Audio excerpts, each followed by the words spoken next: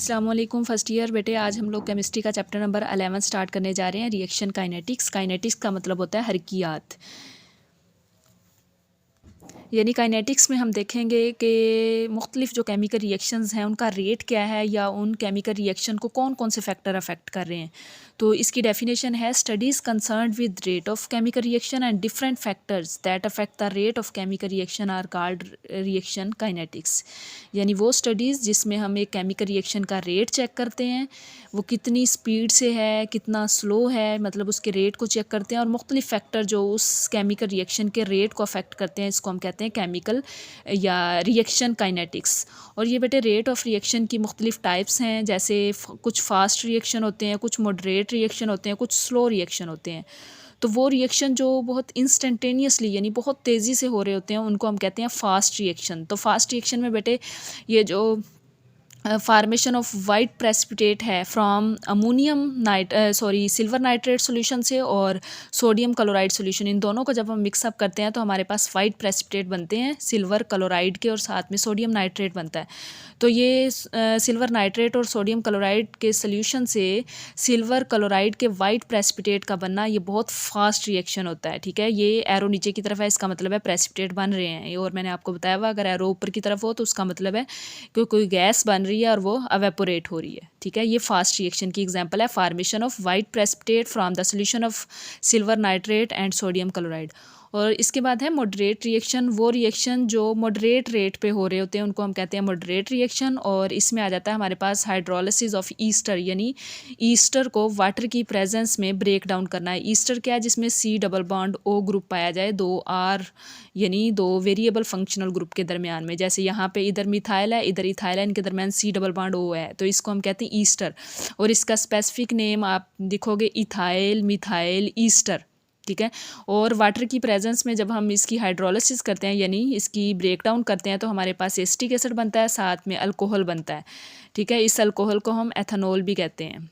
ठीक है, ये एसिटिक एसिड यानी सिरका जो होता है। तो ये ईस्टर की हाइड्रोलिसिस से जो एसिटिक एसिड और अल्कोहल बनता है ये एक मॉडरेट रिएक्शन है। इसमें इतना ज़्यादा टाइम नहीं लगता, ये बहुत तेज़ी से हो जाता है, इसमें थोड़ा कम टाइम लगता है। कुछ रिएक्शन होते हैं बेटे जो बहुत ही ज़्यादा स्लो होते हैं, बहुत ज़्यादा टाइम कंज्यूमिंग होते हैं, जैसा कि रस्टिंग ऑफ आयरन, लोहे को जंग लगना, ये बहुत आहिस्ता आहिस्ता रिएक्शन होता है, आहिस्ता आहिस्ता लोहे को जंग लगता है। इसी तरह केमिकल वेदरिंग, वेदरिंग का मतलब होता है तोड़ फोड़ of stone work of building, जो इमारतों पे पत्थर के काम होते हैं उनकी आहिस्ता आहिस्ता वेदरिंग होती रहती है, तोड़ फोड़ होती रहती है एसिडिक गैसेस से। एसिडिक गैसेस कहाँ से आती हैं, जो फ़ज़ा के अंदर एसिडिक गैसेस होती हैं उनकी वजह से जो बिल्डिंग्स पे स्टोन का काम होता है उसकी आहिस्ता आहिस्ता केमिकल वेदरिंग होती है, और ये भी बहुत ज़्यादा टाइम कंज्यूमिंग होता है, इसलिए इनको हम कहते हैं ये स्लो रिएक्शंस हैं। तो बेटे हमने देखा रिएक्शन काइनेटिक्स क्या है, रिएक्शन की कितनी टाइप्स हैं हमने देखा, fast reaction, moderate reaction, slow reaction, इन सब की हमने साथ ही एग्जांपल्स भी देखी। फिर इसके बाद है बेटे मैकेनिज्म ऑफ रिएक्शन। मैकेनिज्म कहते हैं पाथवे ऑफ द रिएक्शन, यानी रिएक्शन कितने पाथ में हो रहा है, इसका क्या रास्ता है, एक स्टेप में हो रहा है, ज़्यादा स्टेप में हो रहा है। ठीक है, तो ये जो पाथवे ऑफ रिएक्शन है ये सिंगल स्टेप भी हो सकता है, कोई भी रिएक्शन सीरीज़ ऑफ स्टेप यानी मुख्तलिफ स्टेप में भी हो सकता है।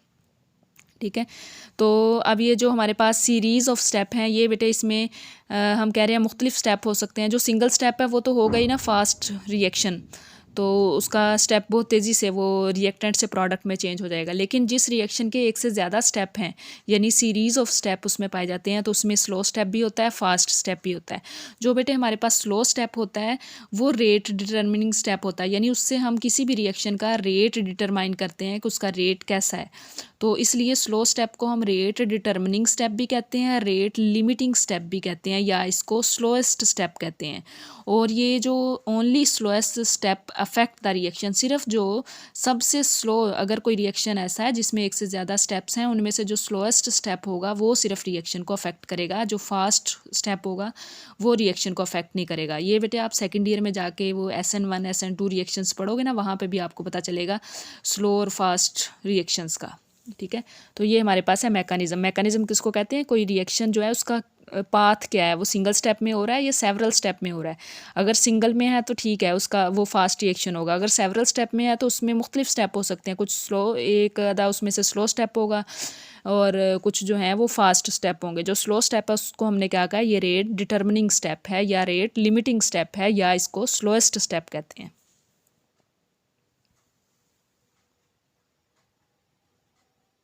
इसके बाद है बेटे industrial importance of rate of reaction and mechanism, कि ये जो रेट और मैकेनिज़्म यानी इसके रिएक्शन कितनी स्पीड से हो रहा है या कितनी स्पीड से नहीं हो रहा, इसका पाथवे क्या है, इसकी इंडस्ट्री में बहुत ज़्यादा इंपॉर्टेंस है। इसके रेट ऑफ रिएक्शन को और जो फैक्टर अफेक्ट कर रहे होते हैं उससे हम बता सकते हैं कोई रिएक्शन इकोनॉमिकली है या नहीं, मतलब इससे हमें फ़ायदा हो रहा है या नहीं हो रहा। नेक्स्ट बेटे हमारे पास टॉपिक है रेट ऑफ रिएक्शन। ठीक है, तो ये हमने एक रिएक्शन देखा है, जैसे A प्लस बी जो है ये C+D में चेंज हो रहे हैं, ये इरिवर्सिबल रिएक्शन है। या आप कह रहे हो A आपके पास रिएक्टेंट हैं, इनको आप चेंज कर रहे हो B यानी प्रोडक्ट में। तो ये बेटे हमने एक ग्राफ बनाया देखने के लिए कि कैसे रिएक्टेंट जो हैं वो प्रोडक्ट में चेंज होते हैं। ये हमारे पास है प्रोडक्ट के लिए, ये कर्व जो है इस तरह से बन रही है। स्टार्ट में प्रोडक्ट हमारे पास कम है, जैसे जैसे टाइम गुजर रहा है प्रोडक्ट की मिकदार जो है बढ़ती जा रही है और एक वक्त आता है कि रिएक्शन इक्विलिब्रियम पे चल जाता है, कांस्टेंट रेट हो जाता है। ये आपने चैप्टर नंबर 8 में भी पढ़ा है। और ये जो है स्टार्ट में हमारे पास रिएक्टेंट, ये रिएक्टेंट की कर्व है। स्टार्ट में ये रिएक्टेंट ज़्यादा होते हैं, जैसे जैसे टाइम गुजरता है रिएक्टेंट की मिकदार कम होनी शुरू हो जाती है। ये आपके पास कर्व आ रही है रिएक्टेंट A के लिए और ये बेटे आपके पास कर्व जा रही है प्रोडक्ट B के लिए।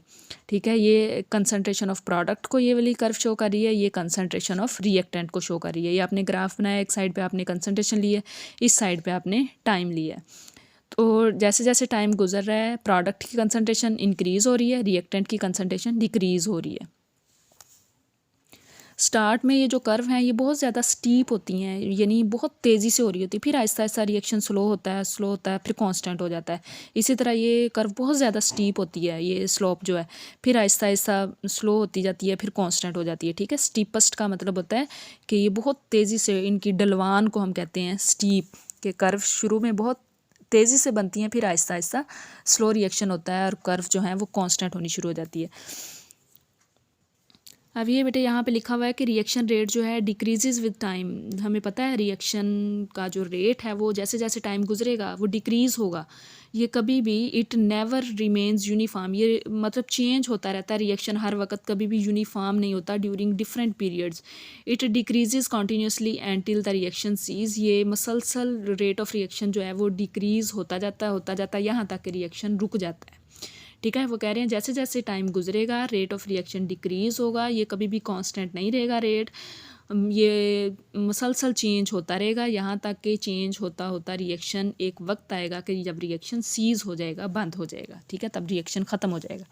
फिर इसके बाद बेटे अगर हम रेट ऑफ रिएक्शन के यूनिट्स देखें, इसकी पहले हमारे पास जो फार्मूला है वो ये है कि rate of reaction is equal to change in concentration of substance में हम चेंज किसी में भी प्रोडक्ट या रिएक्टेंट दोनों को सब्सटेंस कह रहे हैं कि सब रिएक्टेंट या प्रोडक्ट की कंसनट्रेशन में क्या चेंज आ रही है और over time taken for the change, उस चेंज के लिए कितना टाइम हमने लिया है। ठीक है, तो इस change in concentration of the substance को हम इसका यूनिट लिखते हैं moles per decimetre cube, over time लेते हैं सेकंड में। ठीक है, अब ये सेकंड ऊपर आ जाएगा तो इसको रेट ऑफ रिएक्शन को हम कैपिटल R से शो कर रहे हैं, तो R का हमारे पास यूनिट हो जाएगा मोल्स पर डेसीमीटर क्यूब पर सेकेंड।